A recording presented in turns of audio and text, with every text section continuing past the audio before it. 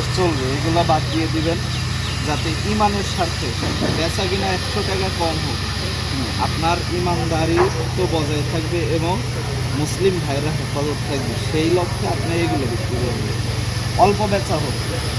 ইসরায়েলে এগুলো তো আমাদের এখানে আসেও না হঠাৎ। হ্যাঁ, যেগুলো আসে সেগুলো বয়কট আমরা ফেলে দেবো। যে আপনি তো এগুলা হয়তো বা বিক্রি করেন না, পেট বেচা তো লাগবেই। এখন পেট আর ইমান দুইটা তো দুই জিনিস। তো ঠিক আছে, ইমান ঠিক থাকলে আপনি জান্নাত পাবেন, পেট ঠিক থাকলে আপনি জাহান্নামও পেতে পারেন, তাই না? এখন পেট বাঁচাইতে হলে এগুলো আছে, বিকল্প জিনিস আছে, এগুলো যদি বিক্রি করেন আপনার সংসার বাচ্চা কাচ্চা খেয়ে অনেক বড় হইতে পারবে। কিন্তু এগুলো বিক্রি করলে আপনার ইমানও যাবে, আমলও যাবে। কেন যাবে? ইসরায়েল অর্থাৎ যেগুলো কাফের মুশরিকরা আমাদের মুসলমান ভাইদেরকে হত্যা করতেছে, তাদেরকে বাঁচানোর জন্য হলেও এটা বয়কট করবে।